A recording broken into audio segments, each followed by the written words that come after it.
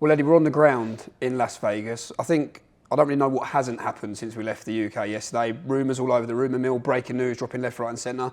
Let's obviously start with the news about Anthony Joshua, Tyson Fury. We're seeing on social media that terms have been agreed for a fight on December the 3rd. Please just tell us what you know. Yeah, exactly that. I mean, obviously with the Queen's passing, we haven't really spoke too much about it over the weekend. On Friday, I met with George Warren.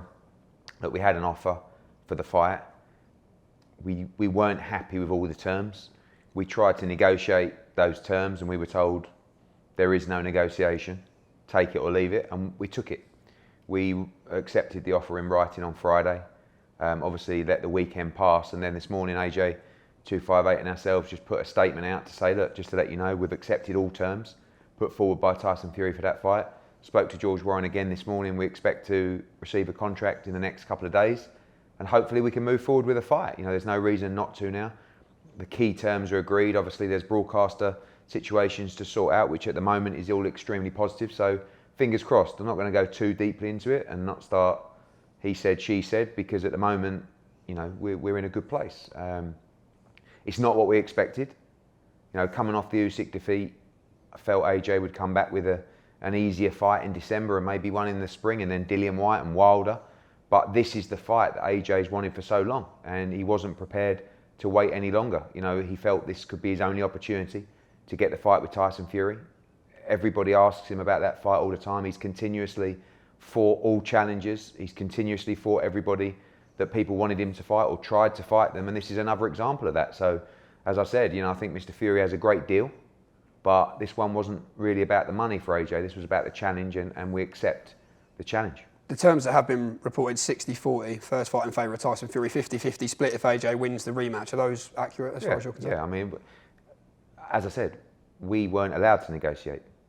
You know, in all deals you negotiate, but we were told unequivocally, no movement, take it or leave it.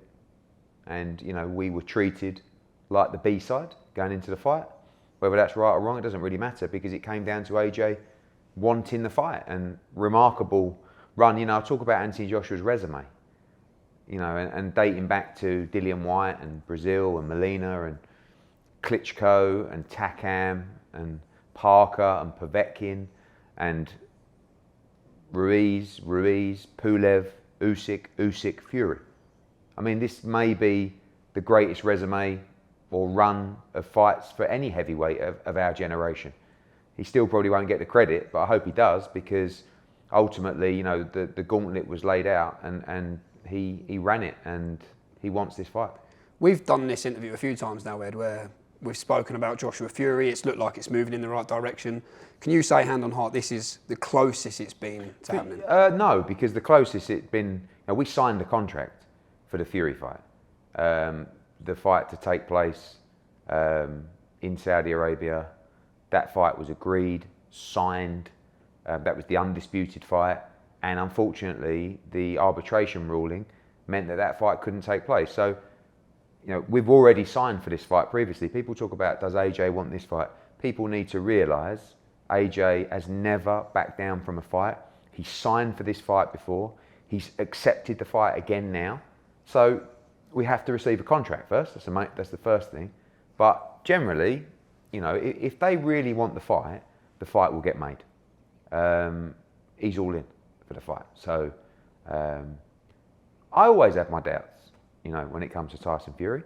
But everything I hear from George Warren, I believe, you know, and I think that they're saying all the right things. They're telling me they 100% want to make the fight, and if they do, they'll get it. And we said off camera, the Zone and BT striking a deal. You don't see that holding things up necessarily? No, I think, you know, those conversations are already rolling.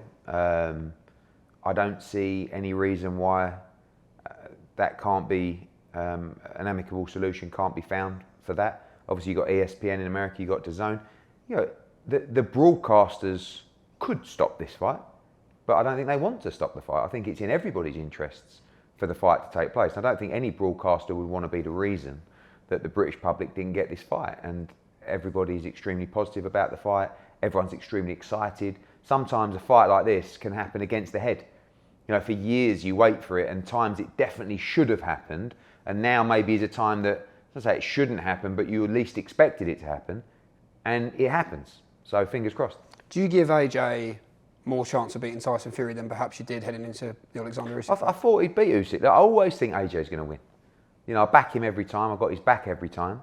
And I think he's an outstanding heavyweight. He lost to the pound for pound number one. I've always believed he can beat Tyson Fury. But listen, I've written Tyson Fury off before and he's proved me wrong. But like I said, I didn't expect the next fight to be Tyson Fury. But AJ is the boss. He's the guy who makes the decisions. And he says, I may never get the chance again because he fights Usyk, he retires, etc. So if it's here, I accept. You know, and I would have liked to have negotiated a little bit harder. But for AJ, it wasn't really about that. It was like, if this is real, take it. So we've heard the contract's on the way. So you expect in the next few days we might have some sort of update? Again, I don't think this is one that we're going to be going backwards and forwards on with the interviews and the social media. You know, I said to George that, of course, I'm going to get asked about it a lot this week. There's nothing really to tell you other than we've accepted terms that were offered. We'll await the contract and fingers crossed. So I don't expect to, I mean, we live in a world of rolling updates, but I think we'll work quietly and see if we can get it done. Well, I speak on behalf of all boxing fans. We hope we have some good news regarding that fight. Also, yesterday, Twitter went into meltdown. It was leaked that Chris Eubank Sr. had pulled Chris Eubank Jr. out of the Conor Benn fight on October the 8th over worries and concerns about making the 157 pounds weight limit. Can you clear this up for us? Yeah, I mean, no is the answer. You know, I mean, I can clear it up and it's not true. You know, as Calla said, the contract is with Chris Eubank Jr. He has no intention of pulling out of the fight. I think it would cripple his credibility. I think he would have to retire if he did. He doesn't want to pull out. He's getting a massive payday. He's very confident about the fight. You saw the quotes from Ronnie Davis last night, who said his weight is good. The British Boxing Board of Control, who have been checking his weight. I wouldn't be too, you know, fazed by the KFC buckets and some dessert I saw today. Chris Eubank Jr. is a professional. He knows what he's signed up for. I think he's made 158 point something before. It's not a brutal weight cut. You know, the disadvantage here is for Conor Benn, not for Chris Eubank. Yeah, he's got to come down a couple of pounds or a pound and a half lower than he's ever been. Conor Benn's got to move up 10 pounds. You know, and I know that's not going to be brutal in terms of the weight cut, but he's fighting a much bigger man. So the disadvantage and the danger, I feel, is actually with Conor Benn. But yeah, no doubts in that fight, October 8th. You're going to see one of the biggest fights the country's ever witnessed because everybody's talking about it. This is just another plot twist to Eubank Benn 3, if that's what you want to call it, and everybody fully on board, everybody ready for a huge fight. We know there's weight penalties in play in the contract that haven't been disclosed, but I know from reading up they're quite hefty. Do you expect on Friday, October the 7th, around 1 p.m, that Chris Eubank Jr. will weigh in at 157 pounds? I do actually, yeah, because I think it's embarrassing. You know, I think he won't want, you know, the public will feel like he's trying to gain an edge by not making a contractual weight. You know, there's weights within the agreement that means the fight can be cancelled if it's above a certain number. So he won't want to pay a fine. You know, he likes his money. And I think he's also a man of his word. And I think he won't want to, I think it's a bad look. So, you know, we fully expect him to make 157 pounds. Brilliant. Full steam ahead, October 8th then. If that wasn't enough, we've also had the news that we've just announced that Lee Wood is out of the Mauricio Lara fight. Really disappointing. Yeah, gutted. I mean, you know, we had about a couple of hundred tickets left for that fight. It was such a good fight. Lee Wood tore his bicep. And Ben Davison let me know just before the weekend. He tried to spar again and it just worsened. And he said, well, we just can't make it. You know, I had his aunt message me. She sold all the tickets. I think he sold 3,500 tickets on his own. And, you know, in that situation, it's a very tough call. It's a really no-win situation because the boxing hardcore just moan, and rightly so, they're disappointed. But you are left with 8 or 9 fights and 16 or 18 fighters that are relying on that date to chase their dreams, to achieve world championships, to get paid, to have a good Christmas, you know, and financially for us, like I know there's not going to be any violins, but we know we're going to get a lot of refunds in terms of tickets. We'll lose a lot of money to continue with the show, but it's a good show. You know, Hughes against Galahad is a great fight. Harper against Rankin is a great fight. You know, so for us, I want to see those fights, you know, and for those guys, we have a duty to deliver for them. It would be heartbreaking to tell, I mean, all of them, but particularly someone like Terry Harper, that's been waiting and waiting for this shot, you know, has moved up to 154 pounds to try and become a 2-division world champion. Even Hannah Rankin, you know, these people put the time and effort in the gym, and maybe I'm a little bit of a softie because other people might tell me, just pull the show. But I don't want to pull the show because there's some great fights on the card.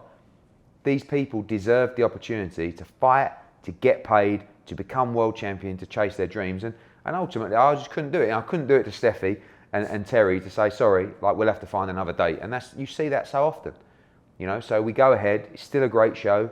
Obviously, whoever's bought a ticket, you're entitled to a refund.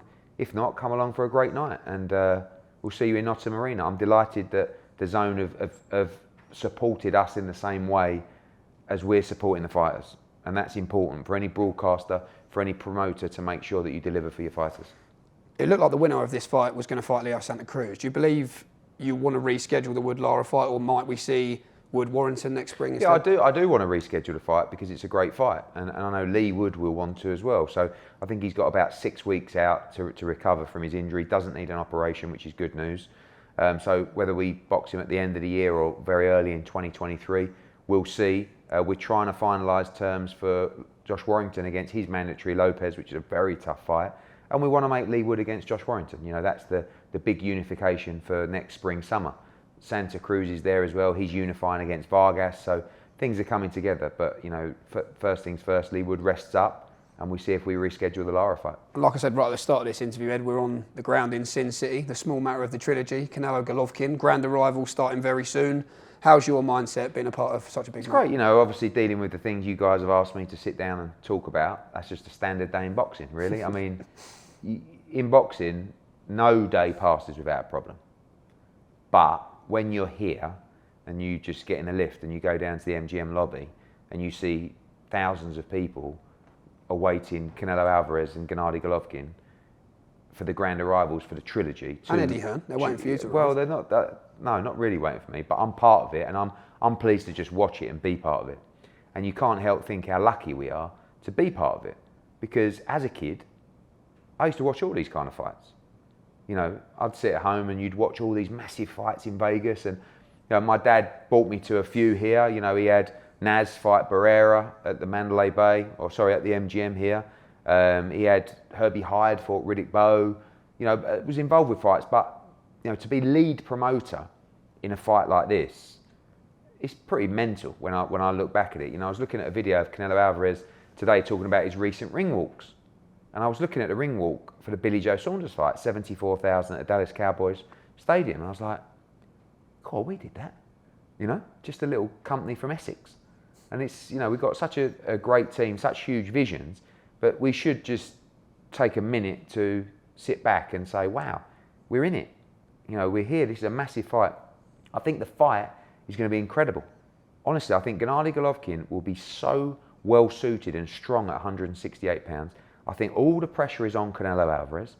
I think Gennady Golovkin will roll the dice one last time to try and win this fight. I think both men will not take a step backwards. I believe this will be the best fight of the three, and I think it will be an absolute thriller. The undercard is sensational. You know, Jesse Rodriguez, fighter of the year, in a great fight with Israel Gonzalez. Akhmedov against Rosado, great fight. Pacheco in a great fight. Kieran Conway against Amo Williams, great fight. Even earlier on in the card, Ponte against Molina. You know, there's war after war. Mark Castro in a great fight. It's a brilliant night of boxing. And among all the aggravation in boxing, these are the moments that make it all worthwhile. So looking forward to going downstairs shortly, head to head, the first one, and building it up nicely this week, ready for a massive night on Saturday. Canelo's fired up. I think you said it in the New York press, you've not necessarily seen him like this for a long time. He's got the fire in his belly to win this fight and win by knockout. Just give me your thoughts on how he's presenting himself throughout the whole build-up. I think he wants, he's got to be careful because the way he's talking is he wants to go in, dominate and destroy Gennady Golovkin and walk him down and beat him up. You saw that in the second fight. The first fight, Canelo boxed smart, at times boxed off the back foot. In the second fight, he surprised everybody, boxed off the front foot, walked him down, pushed him back. If he chooses to do that, he is going to get hit and he's going to get caught. And the power of Gennady Golovkin, I believe, especially up at 168, is always going to be a threat. Does Canelo Alvarez punch hard enough to take Gennady Golovkin out with one shot? With his chin, maybe not. So he's got to chip away, chip away, chip away. He's got to hit the body. But honestly, the way that Golovkin looks is like, sometimes a fighter will mentally prepare themselves for one last roll of the dice. And I think this may be Golovkin's last roll of the dice. But with that, he will bring everything on Saturday night. And it's going to take a sledgehammer to stop Gennady Golovkin on Saturday night. And he's never been stopped in his career. Obviously only defeats to Canelo Alvarez. And it's just going to be a brutal fight because Canelo, in his mind, wants to go to war with Gennady Golovkin. He said to me in numerous interviews, he won't be happy unless he's standing over Gennady Golovkin, finished him, out, done in boxing, and he wants to knock him out. He won't be happy if he wins this fight on points. And that's dangerous. And the pressure on Canelo Alvarez coming off the Bivol defeat, one more defeat, and he's not in a good place at all. So the undisputed super middleweight world championship, pride, two absolute legends collide on Saturday night, and I can't wait. Do you think beating Canelo means more to Triple G than becoming undisputed? Yeah, I think, you always have the arguments about the belts and so forth. I'm not sure. Gennady would love to become undisputed champion, but part of me feels like this is the fight. Canelo's won belts, he's won them for years, he's become undisputed. And it's a great tag to win for Gennady Golovkin, but for me, this is about the fight. This is about the trilogy. Two of the best fights I've ever seen. Two modern day greats collide for one last time, and I think this one will be the best yet. If Canelo does come through this fight, which we'll be hoping he does do, perhaps next spring, can we see the Bivol rematch maybe even I in think Abu that Dhabi? Dimitri Bivol also, wants to become undisputed against Beterbiev. He's got a very tough fight against Ramirez in Abu Dhabi. But, of course, Canelo wants revenge. But he shouldn't be overlooking Gennady Golovkin. I think it's going to be a very tough fight. Brilliant. Ed, can't wait.